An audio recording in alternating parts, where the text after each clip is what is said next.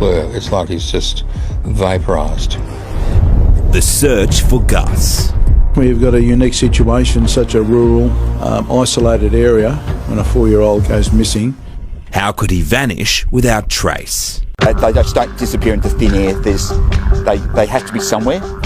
So our job is to try and find which way he's gone. For Gus has probably been one of the largest, most intensive searches for a missing person conducted in South Australia in recent times. Our little boy lost. Wants his mum. Everyone pulls together in this sort of country. You just drop what you're doing and go. You don't question it. Our hearts are aching and we are holding on to hope that he will be found. We've all been hoping for a miracle. That miracle was not eventuated. It's no longer a secret. Gus Lamont, a 4-year-old boy, has been missing for days. The search is ongoing and law enforcement is pulling out all the stops to bring him home. But what if the one person who could be the key to solving this case is the very person we should be looking at most closely? In today's video, we're going to expose shocking new evidence and unravel the red flags that have raised serious questions about Gus's father, Josh Lamont. Was he just an absent parent, or could his actions point to something much darker? From the very beginning, the timeline of Gus's disappearance has raised suspicions. Hours went by before anyone even contacted the police, and in that time, critical moments were lost. But that's not where the story ends. We got new details. Details that suggest Josh Lamont's actions, or lack of them, could be the missing link. What could explain his delayed response? And why does he continue to remain so silent while his son is still missing? Tonight, we delve into the unexplained behavior of Gus's father, Josh, and examine the mounting evidence that could change everything we thought we knew about this case. Welcome to True Crime Radar. Now let us begin. Gus Lamont, a bright-eyed 4-year-old boy, was born in 2021 to Jess and Joshua Lamont, raised in the vast rural landscape of South Australia. Gus's early years were spent on a remote sheep station near Yunta, a town located in the outback of the state. His life, shaped by the land, was not one of typical suburban comfort, but of quiet, isolated beauty. This station, where Gus called home, was nestled among the unyielding terrain, surrounded by miles of open land and rolling hills.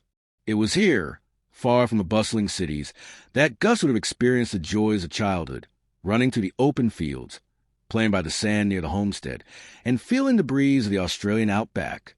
Gus's family structure was unconventional, but full of love and support. His father, Joshua Lamont, was a man who lived far from his young son, roughly 100 kilometers away in Balaclava North.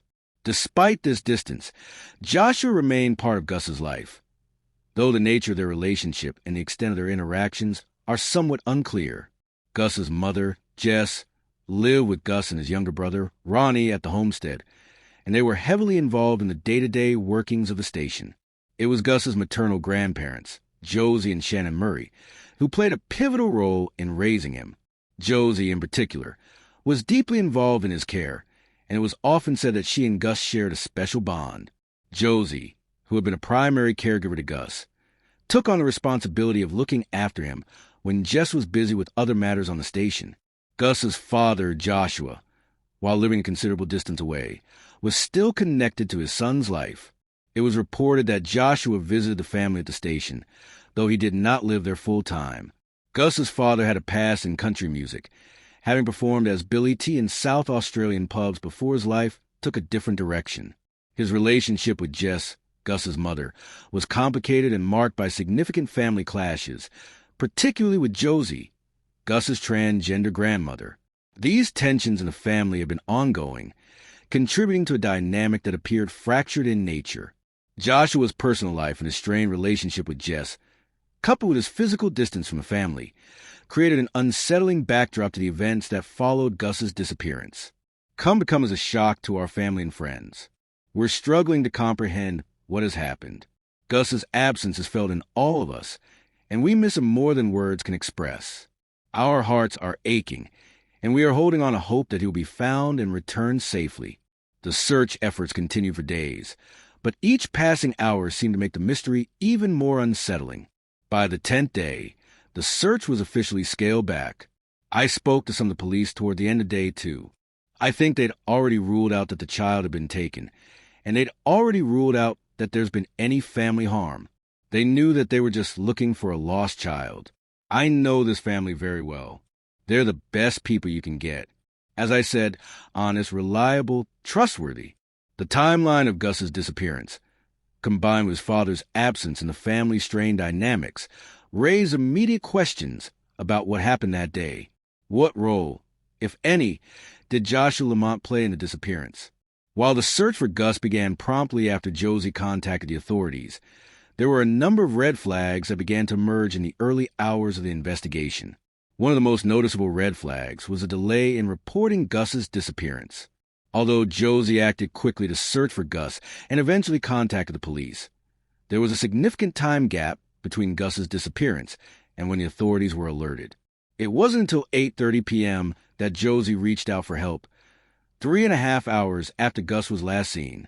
This delay raised concerns among investigators, as such a gap could provide a crucial time for someone to cover up any potential foul play. Another troubling detail was Gus's father, Joshua Lamont, being miles away from the family's homestead at the time of the disappearance. Joshua lived approximately 100 kilometers from the station. His physical absence from the scene raised questions about his involvement in the search efforts and the investigation as a whole. In many cases of missing children, parents are at the forefront of the search. But in this case, Joshua's absence was conspicuous. Furthermore, the lack of communication from Gus's parents added to the growing suspicions. While Josie, Gus's grandmother, was the one actively involved in the search, Gus's father remained silent. There were no public statements or appeals made by Joshua or his wife Jess in the early days of the search. This silence in the parents was unsettling, as families are often quick to publicly plead for help, especially when a young child is involved. From a psychological standpoint, Josh's lack of public engagement and delayed response to the police's calls could be interpreted in a number of ways. Investigative psychology often notes that those who are involved in a child's disappearance sometimes exhibit certain patterns: detachment, avoidance of public attention, and an inability or unwillingness to offer information. This behavior raises a question. Was Josh simply overwhelmed and unsure how to handle the situation, or was his attachment something more revealing?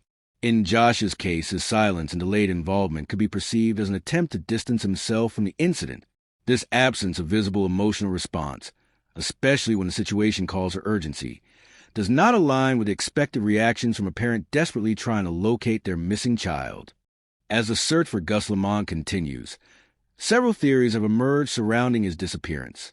One of the most troubling theories revolves around custodial abduction, where one parent or a family member takes a child. In Gus's case, the fact that his father, Joshua Lamont, lived an estimated 100 kilometers away from a family's farm raises questions about his involvement. The absence of prompt action and the delay in reporting Gus's disappearance raise suspicions. Another possibility is neglect, a theory that ties into the idea that Gus's parents may not have been fully attentive when the child went missing. Was Gus left unsupervised for too long? Did his parents neglect their responsibilities as guardians, resulting in an accident? Or worse? Law enforcement experts and criminologists have been reviewing the case, and many have pointed out troubling patterns. Criminologist Zanti Mallet suggested that Gus's disappearance, coupled with a delayed response from the family, points to potential third-party involvement. However, she also acknowledged the possibility of internal family issues, particularly with the father's absence during crucial hours. Mallet explained that this pattern often appears in cases of custodial disputes or neglect, where family dynamics complicate the investigation. Other law enforcement professionals have pointed out that while the father's silence and lack of involvement in the search are troubling, there's no concrete evidence to suggest foul play yet. As the investigation into Gus Lamont's disappearance continues, there are still many unanswered questions. The primary question remains, what will it take for the police to make an arrest? The focus now seems to be on Gus's father, Josh Lamont. His delayed response to the situation, coupled with his silence during the search, raises suspicions that cannot be easily ignored. Was this simply a father caught in shock and confusion? Or is there something more to his behavior that suggests a deeper involvement? Law enforcement is left to untangle his actions. Did he simply fail to act quickly enough? Or was there something more deliberate in his choices that day? The case remains shrouded in mystery. A 4-year-old boy is missing, and despite an extensive search operation, there has been no sign of Gus. What started as a routine search has turned into a complicated web of questions and suspicions, particularly surrounding the role of Gus's father, Gus Lamont. The deeper we dive into this case, the more we find ourselves asking, was Gus's disappearance a tragic accident, or is there something darker lurking beneath the surface? We want to hear from you. What do you think happened to Gus? Do you believe his father may be involved in his disappearance, or is there another explanation? Don't forget to hit subscribe for updates as we continue to follow this case and others like it. And if you believe in raising awareness, share this video to keep Gus's story in the public eye. The more people know, the closer we get to uncovering the truth.